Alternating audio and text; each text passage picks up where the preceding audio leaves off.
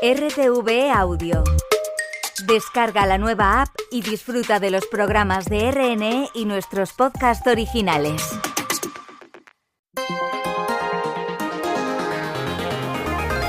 Radio Nacional de España. Melilla. Yolanda Jurío.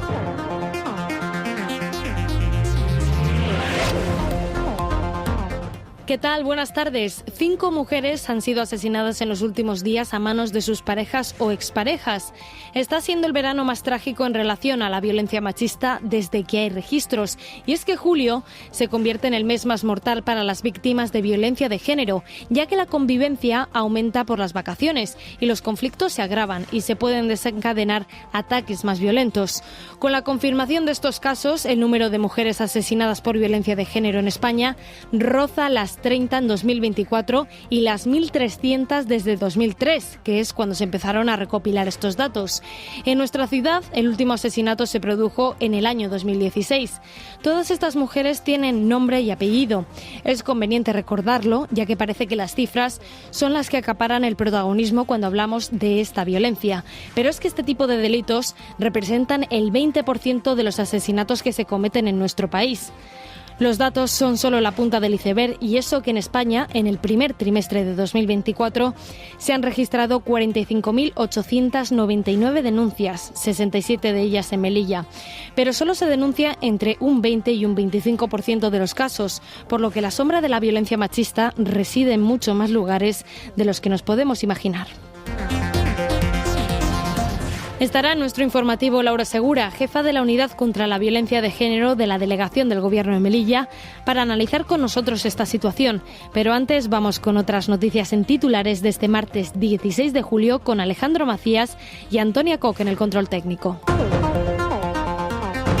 El Ministerio de Transportes ha iniciado el procedimiento para otorgar compensaciones a los transportes marítimos y aéreos de mercancías con origen o destino en Melilla. Tal y como recoge el Boletín Oficial del Estado, el objetivo es la compensación destinada a abaratar el coste efectivo del transporte de determinadas mercancías por vía marítima y aérea entre la ciudad de Melilla y la península. También el efectuado entre ambas ciudades autónomas y entre estas y otros territorios de los Estados miembros de la Unión Europea y demás Estados firmantes del Acuerdo sobre Espacio Económico Europeo realizado en 2023. Hoy es 16 de julio, Día de la Virgen del Carmen, y con motivo de esta celebración, esta tarde se va a llevar a cabo la tradicional salida en procesión de la imagen de la Virgen. El recorrido irá desde la Asociación de Vecinos de Corea hasta la iglesia de San Agustín y posteriormente hacia la playa del Hipódromo. Allí será transportada hacia una embarcación que recorrerá las aguas del litoral melillense.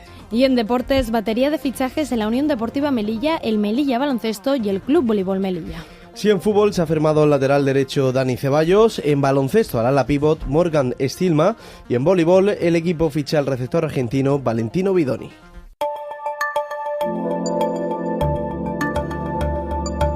Enseguida ampliamos estas y otras noticias, pero antes vamos a ver qué tiempo nos espera para hoy. Conectamos con la Agencia Estatal de Meteorología. Luce Peda, buenas tardes. Buenas tardes. Cielo poco nuboso despejado, sol en la ciudad autónoma de Melilla durante la tarde, temperatura que va a alcanzar los 33 grados. El viento será moderado de poniente, perdiendo intensidad por la tarde. Por la tarde el viento de poniente con fuerza 3 a 4, habrá marejadilla a marejada. Mañana se impondrá el viento flojo de componente este. Mañana tendremos intervalos de nubes bajas y las temperaturas en descenso. La mínima de 23 grados en la ciudad autónoma de Melilla con máxima de 29 grados. Es una información de la Agencia Estatal de Meteorología. Gracias, Luz. Es la 1:34 de la tarde. Comenzamos. Radio Nacional de España. Melilla.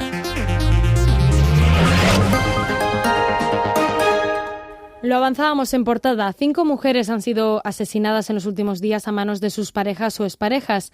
Está siendo el verano más trágico en violencia machista desde que se tienen registros. La época estival se convierte en la trampa perfecta para las mujeres que sufren violencia de género, ya que la convivencia aumenta por las vacaciones y los conflictos se agravan y se pueden desencadenar ataques más violentos. En algunos de estos casos había denuncia, en otros no.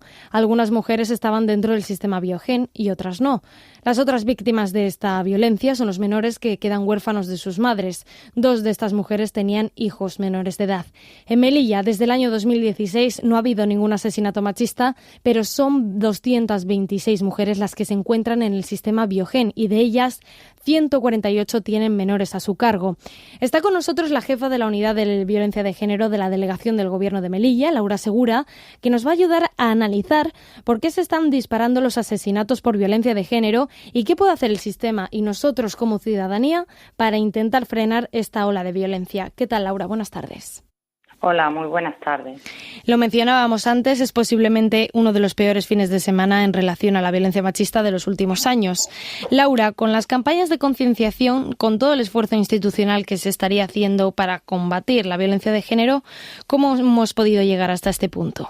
Bueno, hay algo que es fundamental a la hora de analizar lo que está sucediendo en estos momentos. Por un lado, es cierto que asistimos a una semana, no solo las últimas 48 horas, porque en realidad tenemos una semana trágica. Durante esta semana han sido asesinadas 6 mujeres y solo en 48 horas 5 mujeres. Tenemos ya la confirmación en este mes de 7 casos de mujeres asesinadas y habiendo todavía uno de estos casos en investigación. Es cierto que el mes de julio, concretamente, además el mes de julio, ya de por sí los meses de verano suelen ser los meses de mayor casos de víctimas, pero es cierto que el mes de julio es el mes en el que más mujeres asesinadas hay desde que tenemos datos. Precisamente el periodo estival es el periodo, como decíamos, de mayor convivencia, pero a su vez también es el periodo en el que las mujeres, en todo el periodo de verano, tenemos una mayor libertad, mayor independencia, autonomía, tomamos más decisiones y a su vez también hay más tiempo de convivencia, porque si no estamos trabajando ese periodo en el que se interrumpe la violencia mientras asistimos a nuestros puestos de trabajo, ni siquiera existe. Por lo tanto, el riesgo aumenta y esto es muy importante. Desde las administraciones sabemos perfectamente que estos momentos son los momentos más complicados y hay que reforzar la coordinación y sobre todo, y muy importante, seguir trabajando en la concienciación, como estamos haciendo, como venimos haciendo, pero incidir sobre todo en ese cambio de paradigma, en la importancia de implicar al resto de la sociedad, sobre todo para implicar a los entornos de las víctimas, porque tenemos los datos de Biogen, como bien decía, los casos que tenemos ahora mismo en el sistema Biogen, pero está en realidad en la punta del iceberg. De la misma manera que la semana trágica que hemos tenido y estas 48 horas son la punta del iceberg de toda una violencia que está escondida, de un mar de violencia al que, sin embargo, el resto de la sociedad no conseguimos llegar para conmover, para reaccionar y para rechazar. El año 2023 se cerró con 199.000 denuncias por violencia de género y se denuncia solo un 20-25% de lo que verdaderamente la realidad esconde. 45.000 mujeres estaban en nuestro país con una orden de protección y es cierto que debemos de actuar. Por lo tanto, antes, cuando ya llegamos y si se ha interpuesto una denuncia o cuando asistimos evidentemente a estas situaciones que tenemos trágicas que estamos viendo en estos momentos, evidentemente hemos llegado tarde, debemos de llegar antes. Hay que actuar en prevención, hay que actuar en detección. Mujeres, niños y niñas pasan todos los días por el ámbito sanitario. Todos en nuestra vida pasamos por un centro de salud, por lo tanto es fundamental tener pautas en el ámbito sanitario, pero es que todas y todas pasamos por el ámbito educativo y necesitamos verdaderamente una educación en igualdad, una coeducación real a la que nos insta la ley. Y por lo tanto, yo creo que el cambio tiene que ser cultural. Necesitamos una implicación de todas las administraciones, desde todos los ámbitos, desde el ámbito político, ámbito social, económico, cultural. Va mucho más allá del trabajo que se hace cuando se ha interpuesto una denuncia, porque ahí, como bien decía, llegamos ya cuando la violencia se ha producido, cuando en muchos casos las vidas de las mujeres y de los niños y niñas ya están bastante rotas, por lo tanto que tenemos que llegar mucho antes. Parece que la sociedad se ha anestesiado un poco, ya que cuando hablamos de este tipo de asuntos, las cifras son las que aparentemente adquieren más relevancia, pero estamos hablando de que 5 mujeres han sido asesinadas este fin de semana y 26 en total en todo lo que va de año. No sé si hay algún tipo de violencia o delito que acabe con la vida de tantas personas ahora mismo en España. Ahora mismo el 20% de las mujeres que son de las personas que son asesinadas en nuestro país lo son las mujeres por violencia de género y los menores. Es decir, que es uno de los delitos más importantes y en los que más invertimos. Es decir, cuando hemos escuchado hablar al negacionismo, hablan de los chiringuitos de género, en realidad lo que nos cuesta dinero a este país y lo que nos está costando la vida a las mujeres, el sufrimiento de las mujeres y de los niños, es la violencia machista y es el machismo. Por lo tanto, como sociedad, donde debíamos sobre todo unir esfuerzos y concentrar todas las fuerzas es en acabar con el origen de estas violencias, que es el machismo. Por lo tanto, yo creo que debemos de tener muy claro cuál debe ser el camino hacia el que tenemos que ir, y yo creo que el camino está ahí. No podemos permitir, como bien decía, esa anestesia que como sociedad tenemos. No podemos conmovernos, rechazar las violencias más puntuales y solo ser portada y ser noticia cuando se produce un asesinato de una mujer a manos de su pareja o a manos de su expareja, pero sin embargo no atendemos a toda esa violencia de género que está, como bien decía, escondida y silenciada. Y ahora mismo estamos hablando solo de la violencia de género en el ámbito de la pareja o expareja, pero el machismo también esconde todo el resto de violencias que sufrimos por ser mujeres: violencia sexual, acoso por razón de género, violencia, mutilaciones genitales, matrimonio forzado, explotación sexual, la prostitución como forma de violencia. Es decir, son muchísimas las violencias que estamos sufriendo las mujeres en nuestro país, y los datos son la punta del iceberg. Por lo tanto, como sociedad tenemos que ver hacia dónde vamos y tener muy en cuenta ese origen, que es fundamental para acabar con ella.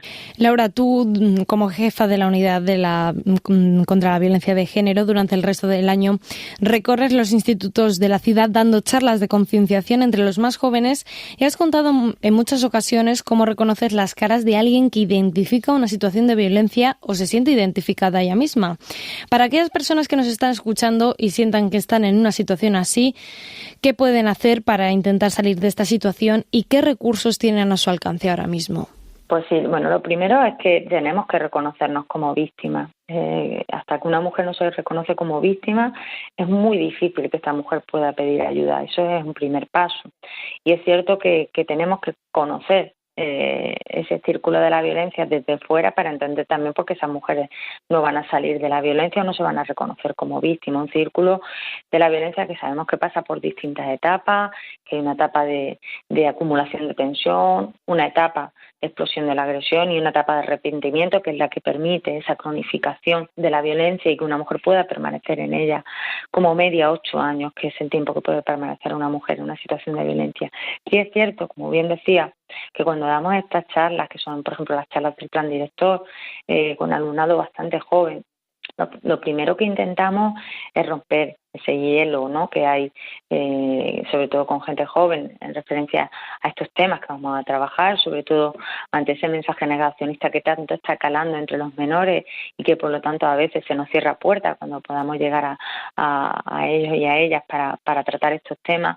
Pero sí es cierto que cuando empezamos a mostrar cuál es la realidad de la violencia, cuáles son los datos, que en una clase de 30 alumnos y alumnas tenemos 100% alumnos y alumnas que son víctimas de violencia de género, tanto chicas que están sufriendo la violencia de género en sus propias parejas ya porque ya la han iniciado, o chicas que están sufriendo violencia de género en sus casas y chicos que la están sufriendo en sus casas porque su madre están sufriendo violencia de género. Ahí ya empiezan los alumnos y alumnas a identificarse mucho y saben que de lo que estoy hablando les afecta en sus vidas, y lo que intentamos siempre es explicarles la importancia de que entiendan de que lo que están sufriendo es algo que no están sufriendo solo ellos, que es una realidad de este país, que quizá el principal problema que tenemos como sociedad, y que sepan que existen toda una serie de recursos, fundamentalmente de recursos en materia de acompañamiento, protección, prevención en violencia de género y equipos especializados para ayudarlos y ayudarlas para que sepan que no están solas. Es cierto que es importante dar esas herramientas para identificar esas situaciones de violencia, y lo que hacemos sobre todo es mostrarles esos primeros peldaños, ¿no?, que las chicas puedan estar subiendo sin darse cuenta en esa relación, esas situaciones de control de las redes sociales, de control de las amistades, de control y aislamiento a su vez también de seres queridos, y cómo todo esto empieza poco a poco a suponer un aislamiento de la víctima y poco a poco también propicia el silencio de esas situaciones que puedan ser inicio de violencia. En el momento que estas chicas vuelven de lleno a la relación de pareja, habiendo intentado dejarla en distintas ocasiones, que sus compañeras ya le han dicho, mira, este chico no nos gusta, o que su familia le haya avisado o dicho, mira, no nos gusta que salgas con este chico, en el momento que rompen con él y saben que su familia o amistades las van a cuestionar, lo que aparece de nuevo es el silencio, ya no les van a contar que han roto con su pareja, y a partir de ahí se empiezan a subir más peldaños, ¿no? A partir de ahí empiezan sobre todo la violencia sexual, las agresiones sexuales por falso consentimiento o un consentimiento forzado, y a partir de ahí empiezan las presiones de todo tipo que acaban en situaciones de violencia y de violencia de género, no solo psicológica de control, sino violencia de género física, que puede acabar incluso en la violencia letal. En esas primeras señales de alerta, en los celos, en el control, en el aislamiento, es donde muchas de ellas empiezan a reconocerse. Incluso también muchos chicos pueden reconocerse en esas señales y tomar medidas para no seguir ejerciendo situaciones que pueden ser indicios de violencia. Laura Segura, jefa de la Unidad contra la Violencia de Género de la Delegación del Gobierno, muchísimas gracias por atender la llamada de Radio Nacional de España. Muchísimas gracias a vosotras. Y si ya nos enfrentábamos a unas duras cifras con los asesinatos que conocíamos, acabamos de conocer una última hora, y es que se ha confirmado un asesinato por presunta violencia de género en la provincia de Barcelona. De esta forma, el número de mujeres asesinadas por violencia de género en España asciende a 27 en 2024 y a 1.271 desde 2003.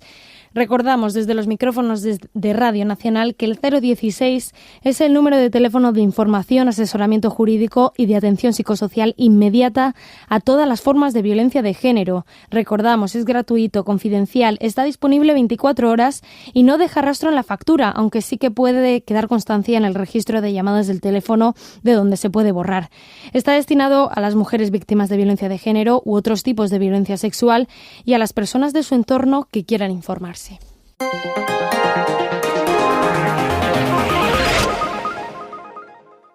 Somos Melilla ha visitado hoy el Parque de la Cañada y han pedido a la ciudad autónoma que emprendan tareas de reparación porque, afirman, su estado de deterioro representa un peligro para los más pequeños.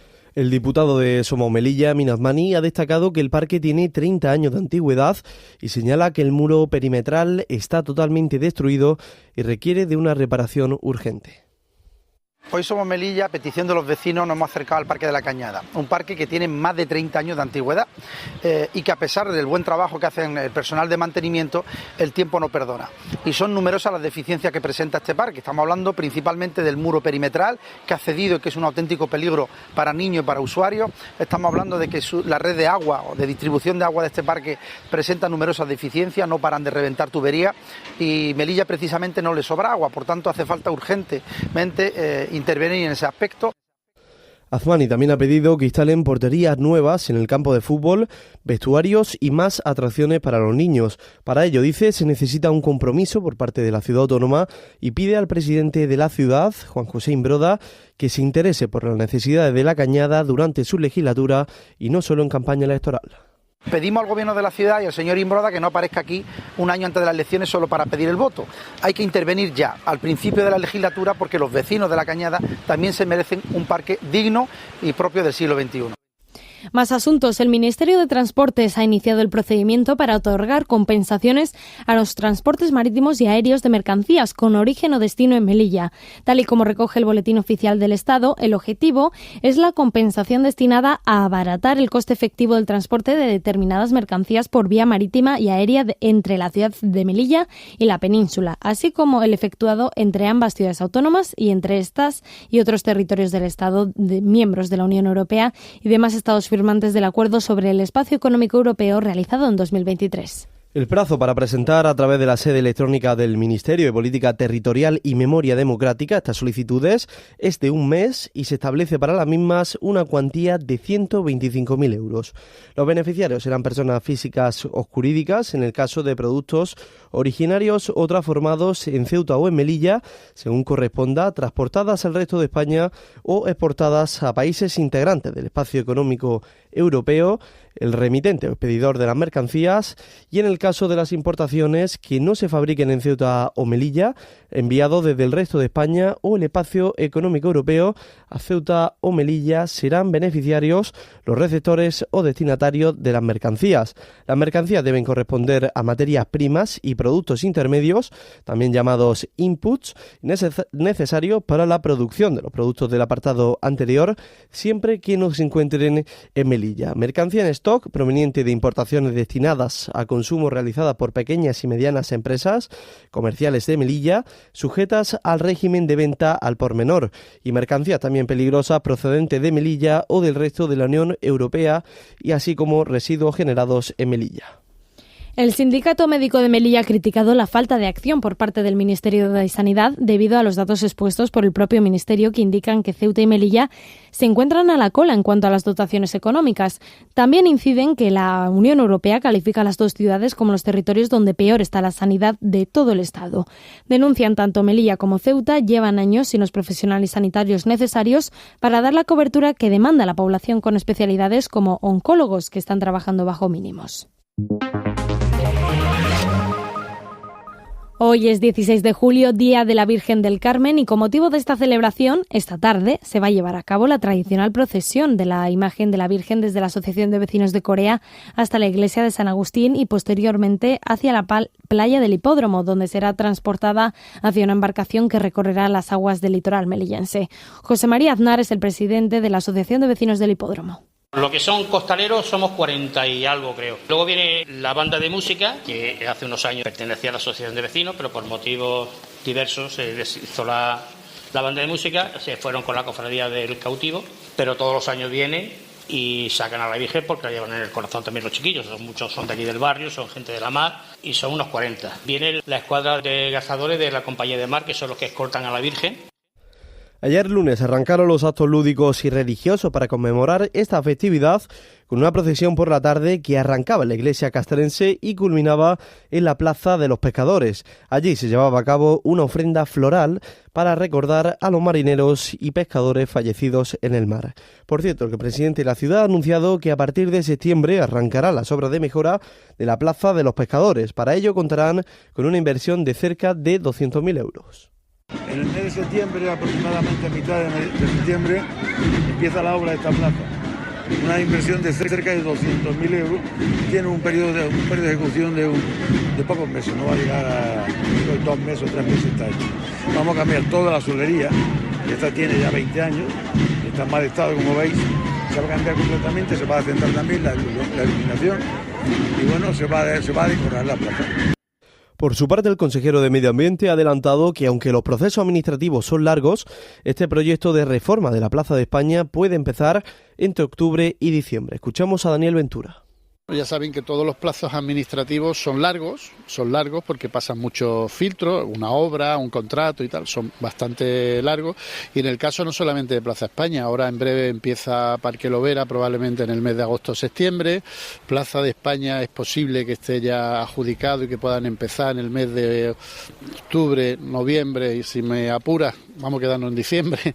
Una rotura en un pozo ha afectado durante días a los barrios Virgen de la Victoria y Calvo Sotelo. Según confirma la Consejería de Medio Ambiente, estas zonas están recibiendo esta semana agua de peor calidad y los técnicos están trabajando para que la avería se solucione lo antes posible. A pregunta de la prensa, el consejero de Medio Ambiente, Daniel Ventura, ha desmentido que el agua que está llegando sea de menor calidad a los barrios de Virgen de la Victoria y Calvo Sotelo y sea por un problema en la desaladora. No, la desaladora no tiene la culpa. Hace ya varios días hubo una rotura en un pozo. La rotura es importante y entonces teníamos dos alternativas. Según los técnicos del servicio de agua era o cortar el agua definitivamente y poner cubas de agua en la zona del barrio de la Victoria o enganchar con otro pozo y tener agua de peor calidad. Daniel Ventura optó por esta última opción, la de mantener el agua de peor calidad hasta que se solucione la avería. El consejero espera que los próximos días quede arreglado.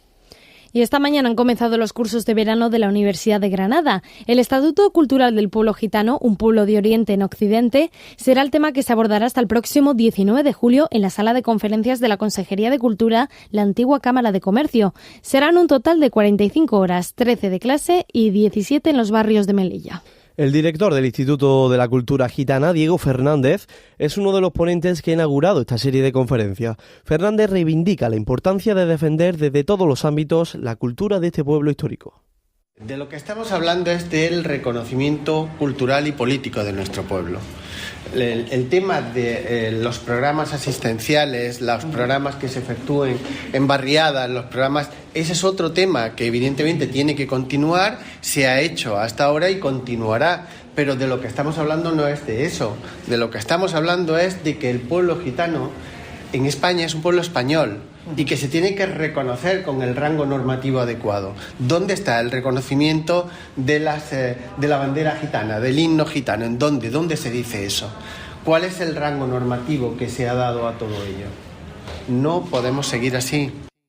En este curso ha colaborado la Ciudad Autónoma, el Ministerio de Cultura y el Instituto de Cultura Gitana. Más asuntos. Este viernes los melillenses podrán disfrutar de una fiesta gastronómica en la Plaza de las Culturas que hará homenaje a los productos típicos de Málaga y que durará hasta el domingo. Espetos, camperos, boquerones son productos típicos de la capital malagueña que este viernes serán los protagonistas de la Feria Sabor a Málaga. A ella asistirán cocineros malagueños que harán un show cooking abierto para todos los públicos. Lo explica el presidente de Melilla Ciudad Monumental, Paco Díaz. El puntal fundamental es el tema de la exposición, de la exhibición, pero también hay actividades anexas que llevan al ocio, ¿no? Por ejemplo, va a haber desde el viernes hasta el domingo, va a haber exhibiciones de cocineros malagueños, una especie de show cooking, en los cuales la gente podrá disfrutar de cómo se realizan algunas especialidades de la provincia de Málaga. Además, Paco Díaz ha anunciado que habrá más actividades y entre ellas conciertos musicales. Todo eso también irá aderezado con actividades musicales, ¿vale? El viernes por la tarde-noche hay a las 9:30 creo que hay una actuación de una chica que viene de Málaga, de flamenco. A las 10:30 toca una orquesta de melillense y el sábado por la noche también viene un grupo de Málaga a tocar música española por la noche y el domingo terminaremos con un baile, una exhibición de bailes tradicionales. Por su parte, el consejero de Economía y Turismo, Miguel Marín, señala que esta feria se marca dentro del acuerdo de colaboración con la ciudad de Málaga que contribuye a situar Melilla como destino turístico y a impulsar la economía de la ciudad. Y que lo que trata es de generar sinergias entre ambas ciudades y de la cual se beneficien los melillenses, se beneficien los malagueños, se beneficien los empresarios, comerciantes, hosteleros melillenses y también se beneficie el tejido productivo de Málaga.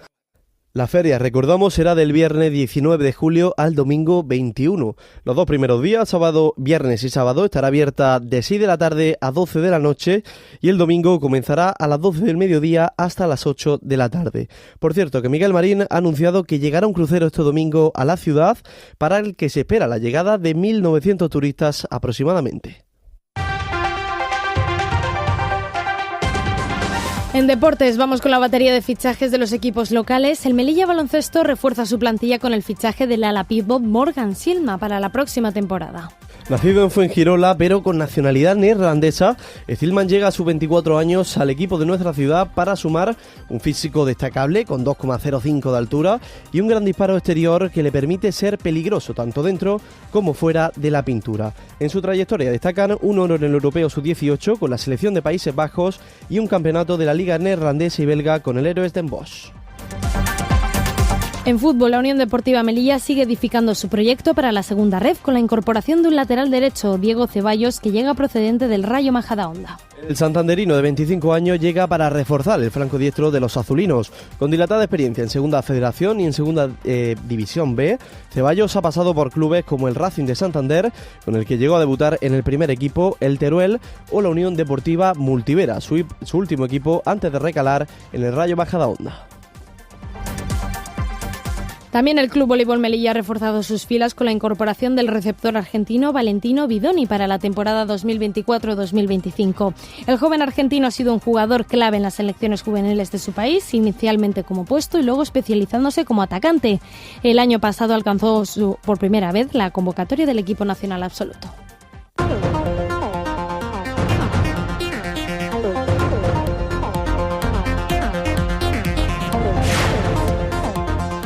Hasta aquí la información local. Ya saben que pueden seguir la información de España y del resto del mundo en esta sintonía, la de Radio Nacional, y minuto a minuto en la web de rtv.es.